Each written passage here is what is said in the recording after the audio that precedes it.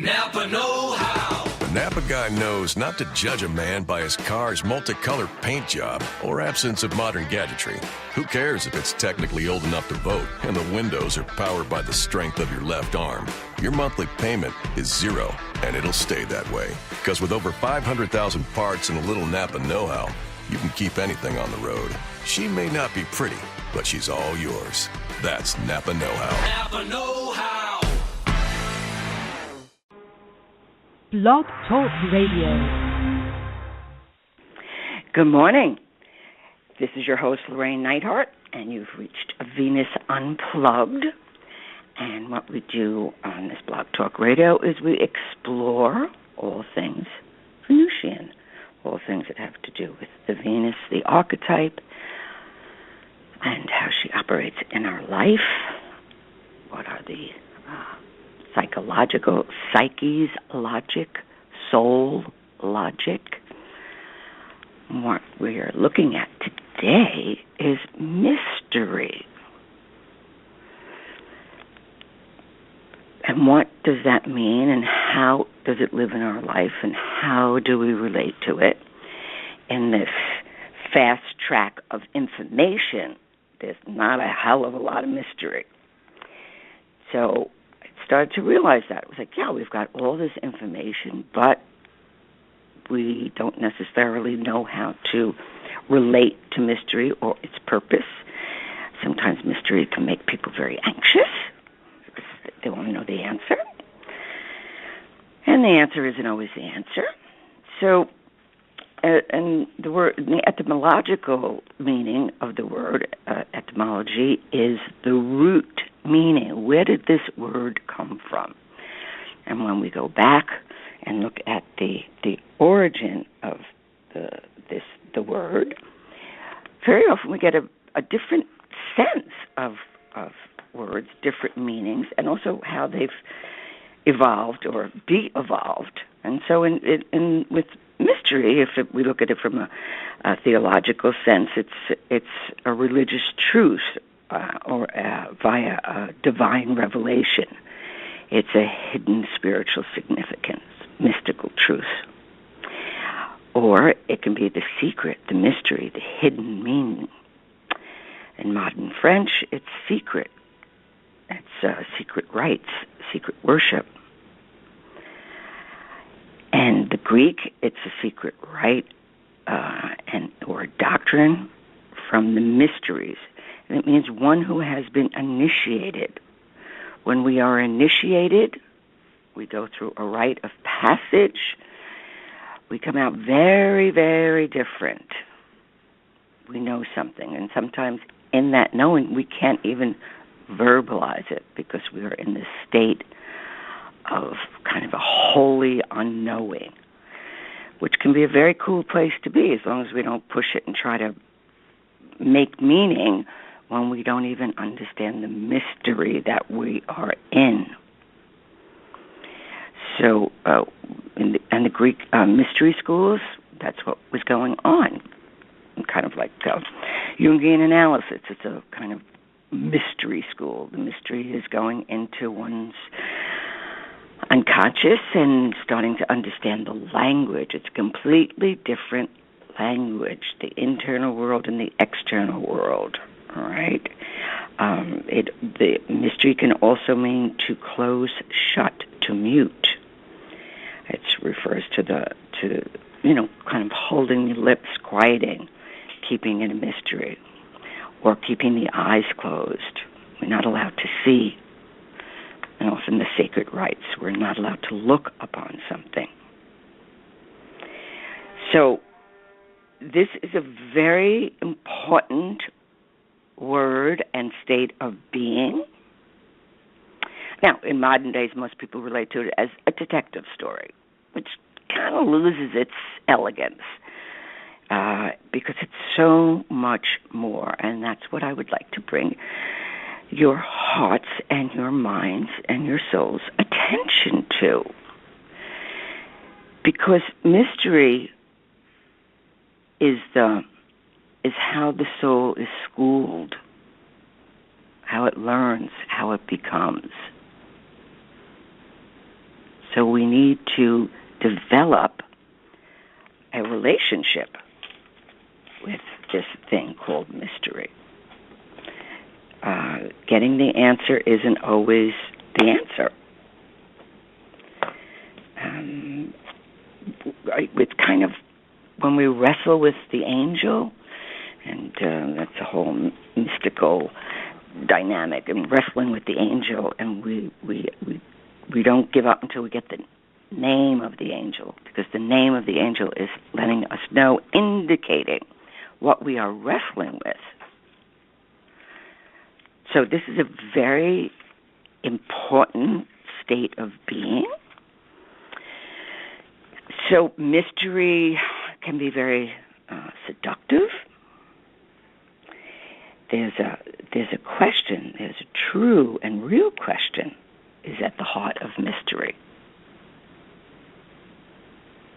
And it brings our attention. We begin to question. But it's the way that the soul questions, psyche questions. Psyche will give us dreams, hints at the presence of a mystery.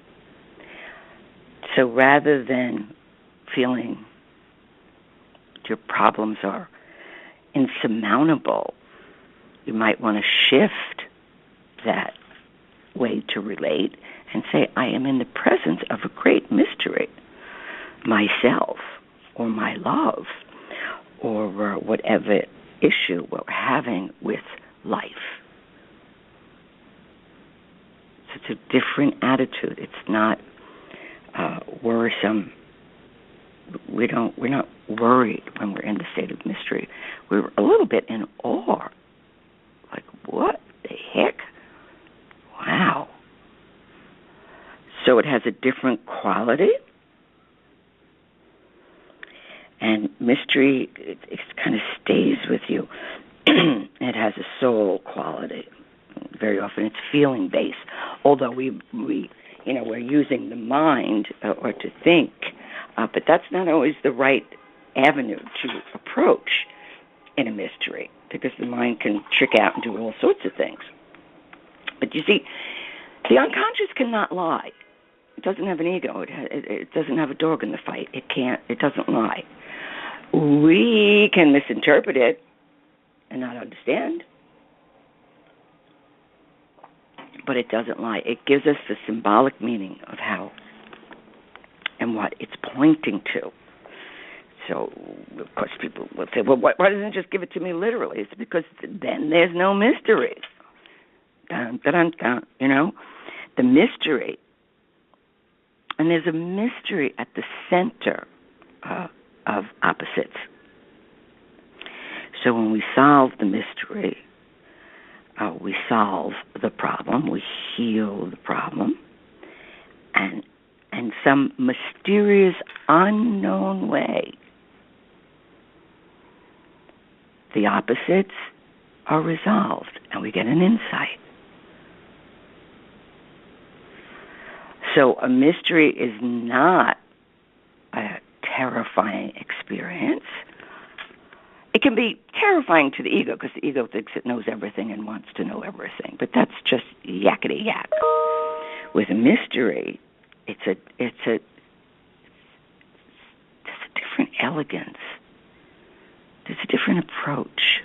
There's a beauty and a dignity in mystery.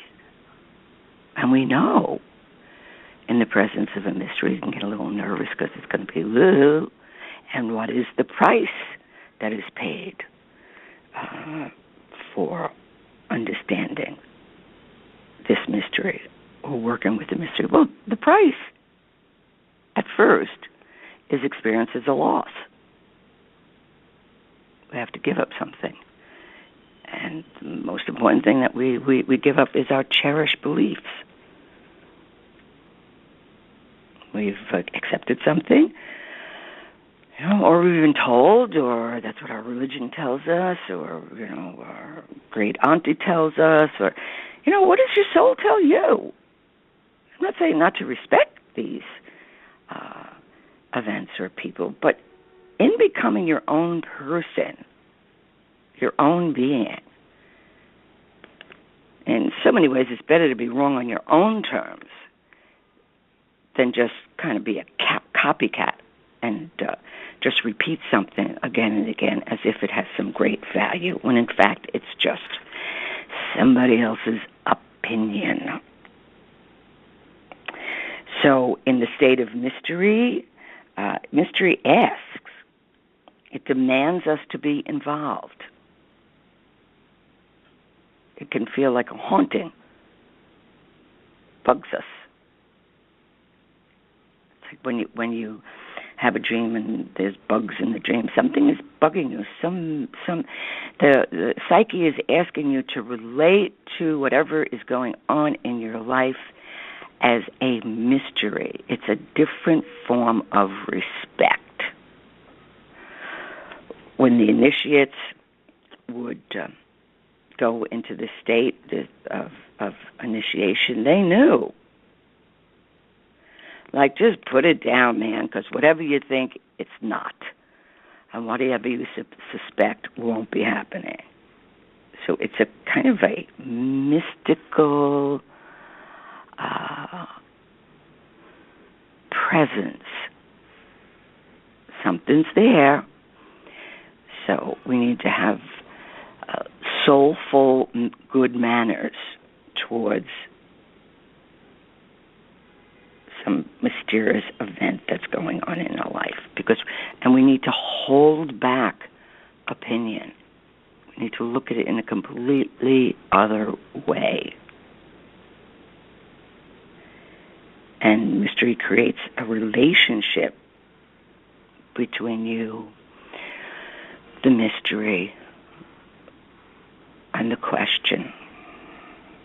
It's an invitation into the unknown, and often the unimaginable. Now, some people run from mystery. They go, oh, no, not me. No, unless I know what the facts are. Unless I got it in my 10-year plan, I'm not doing that. I'm not. And very often we'll miss the whole point, because mystery is a soul-making event, experience. It's a threshold experience into otherness, the unknown other. So if there is, certainly one of the greatest mysteries is love and death, there goes a whole other mystery. And that mystery most people are just terrified of, instead of learning that it's an initiation and how to relate to the initiation. And so we are surrounded by this mystery. It's in and around, and it's through us and through our lives and through our worlds, through the heavens and through nature. So when mystery comes into your life, or a problem comes into your life that seems that you cannot solve, do not become neurotic and just kind of like a chihuahua barking at, not that there's anything wrong with chihuahuas, they're darling, into an attitude. It's a different, it comes more from soul, it comes more from the heart. It's like, no, I am going to relate to this as some great honorable mystery that I am not going to assume I know anything about, or I am not going to try to strong-arm it with false information or interpretation. Because mystery, it engages you to partake, to be alert. And it's often a very eccentric path. And certainly mystery is filled with paradox. When there's a paradox in our life, both things can seem true. We're in the presence of a great mystery. So the way we stand before or within mystery is a completely different attitude. In some ways, it's a whole body experience. You need to use the soul that's in the body and the body that is in the soul, to observe, to feel our way through, to work with, to slowly transform. We can have a mystery about oneself. You don't understand an action or reactions of your behavior. So, mystery has us ask a question of yourself. Instead of, oh no, what's happening to me? This is really scary. And, when we start kind of with the fear patrol, instead of saying, no, I am in a state of mystery, which is kind of being a little bit in awe and wonderment. It's like, what is really going on here that I need to observe? Not what we think we know, but what's there all along. There's mysteries in the universe. Quantum mechanics is one great mystery that's unfolding. So when we're in this state of mystery, it creates a container for the holy. And the holy means that which will bring us to our own holiness. And in some ways we need to take a waiting attitude. But we wait without hope. Not because it is hopeless, but hope we secretly are trying to maneuver or manipulate mystery. Okay, I'll stand still, I won't say anything, as long as it's got a good outcome, or we hope for the best. It's don't hope for anything. Because the mystery in and of itself is complete and is guiding us to something that isn't in books. It's an experience. Books can explain, but when we go through, let's say, a shamanistic initiation, you're going to come out totally different, but not necessarily know why. It may take years for the experience to reveal its true meaning. When we're about ready to create, it's one great mystery. We think we're going to write something and something else comes out. We're going to sculpt or dance or move in whatever artistic expression we want. By holding ourselves in the mystery, that soul quality will guide us, and what comes out is completely unexpected. So there's a kind of demanding of awe and respect, somewhat warns us to proceed with caution into the unknown, and yet go you must. But if our life is just filled with facts, factual, that's the end of the story. Mystery is the continuation of the story. And it holds this quality of initiation. There's this promise that you will be different. Not necessarily the problem. You become different. Problem's the same. But the way you relate to it and the way you understand it. And we come up against kind of a limitation if we don't allow mystery into our life. We need to transcend our cherished beliefs. And certainly, mystery shatters and awakes us from sleep, and it brings us out of the collective unconscious into the conscious world. See, if we don't bring what is unconscious to the conscious world, it can't work. Nothing can change. Information does not solve a mystery. It's information. So we need to wrestle with our own angels. And very often, it's certainly not an extrovert's dream, particularly like mystery. They just want to get on with the getting on. So it's a very introverted path, or it demands a period of introversion, demanding of going within, being still, not knowing. It's kind of like an inside job. And, the real mystery does not behave mysteriously or secretly. It speaks a secret language, the language of symbolism, the language of art, the language of music, the language of science, the language of the unknown. Certainly the poet is constantly working with this mystery. It has a quality. Let's say you're in love with someone, and yet there's some mystery. You don't understand why this person does what they do. Well, instead of criticizing and saying, well, you really need to be doing it my way. After all, I know how to be you better than you know how to be you, which is basically what we're saying.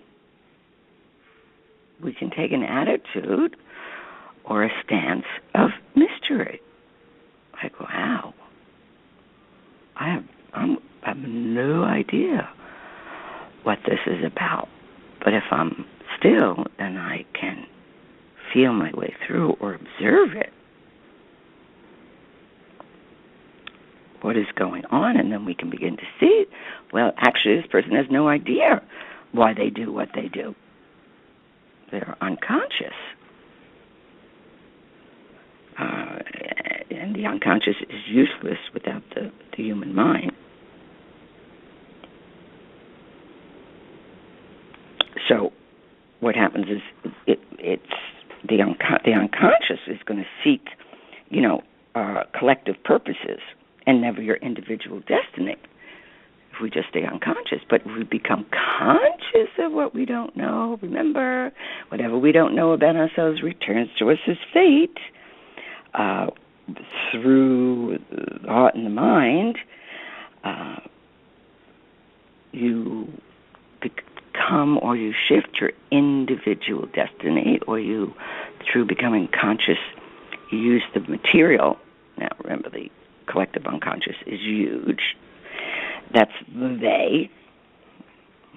What are they going to think? What are they going to say? That's always the referral to the collective unconscious. It's like, well, if I make it more conscious, then it becomes my destiny. I'm just not flying from pillar to post. And so your destiny, or the mystery of destiny, is the result of the collaboration between the conscious and the unconscious. And that's why we need to go in. So I was looking at this book yesterday as I'm editing thousands of books. It's the hardest thing in the world. And it's from Archetypal Imagination, Glimpses of the Gods in Life and Art by Noel Cobb, C-O-B-B. And I happen to turn to work on Dionysus and Duande.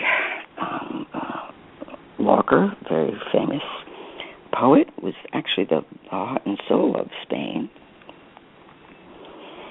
And he talks about Duande, which is the black notes. And anyone who's familiar with flamenco or the Spanish guitar, or they know when Duande, these dark notes, and superficial people are not going to be able to really get to this. So he states here, Lorca, L-O-R-C-A. In fact, one of his books is Duande. It's very important to understand, because this is at the heart. Duande is at the heart of mystery, right?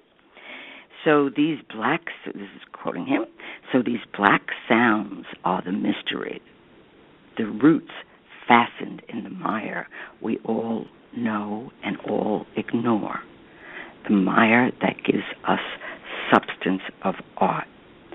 The duende, then, is a power, not a work. It is a struggle, not a thought. I have heard an old maestro of the guitar say that duende is not in the throat. The duende climbs up inside you from the soles of your feet, meaning this: it is not a question of ability, but of true living style, of blood, of the most ancient culture and spontaneous creation. That's mystery, man. We know we're in the presence of something. So it's a deep relating, not a neurotic knowing. I want to know this. I want to turn this rock over. Once I understand this, no. You missed the whole point. You're being called to mystery. You're being initiated. And you will come out differently. It's the same old, only your attitude is different. So, the mysterious power, which everyone senses and no philosopher can explain. That's what the calling to mystery, or, as I said, like in shamanism, or, any rites of passage, is always dealing with the mystery. And it's not a test of the mind and what you can remember. It is a schooling of the soul. So there is no right answer. There's probably more right attitude or right relating or respecting. I'm in the presence of a mystery. I need to be still. I need to observe. I need to see it from a different way. I need it to teach me. It's a deep teaching that we're being initiated into.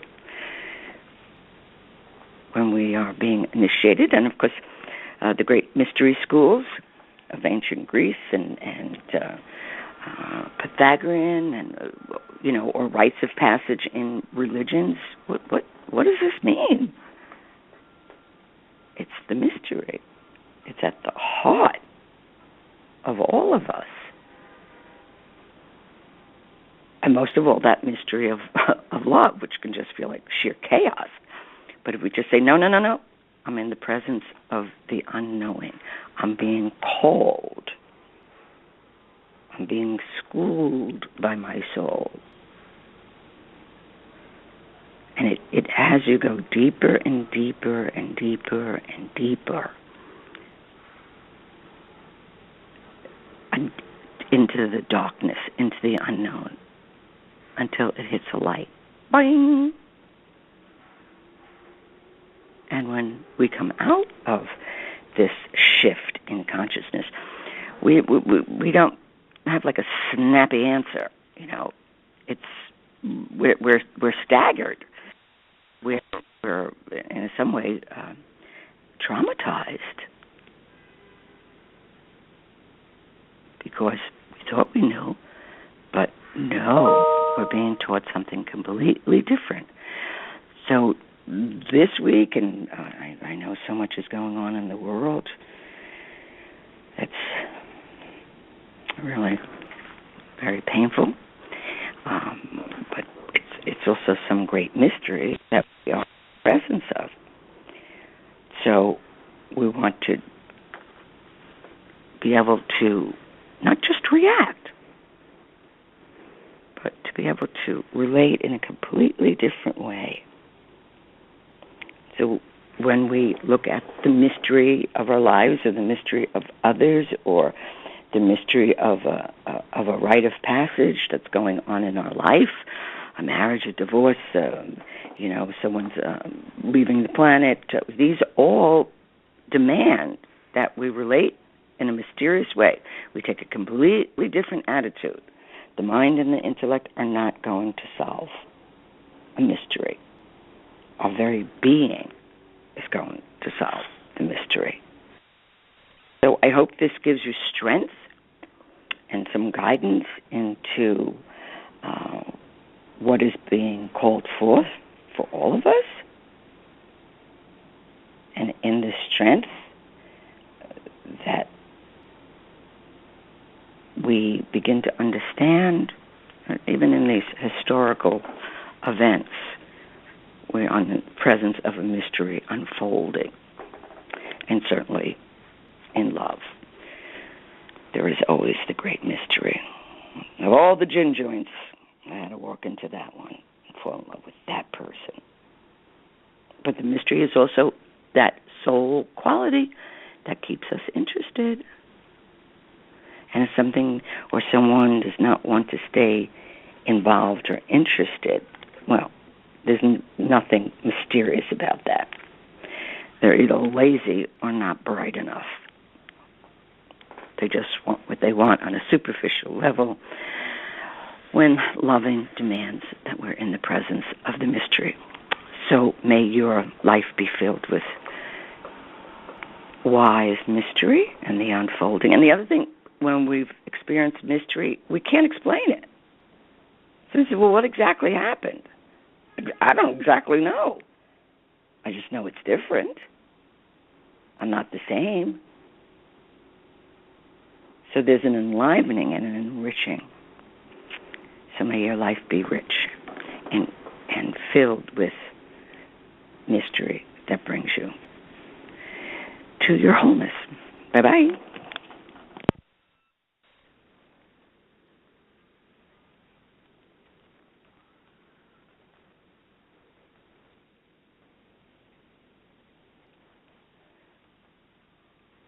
Progressive brings you Flowetry with Flow.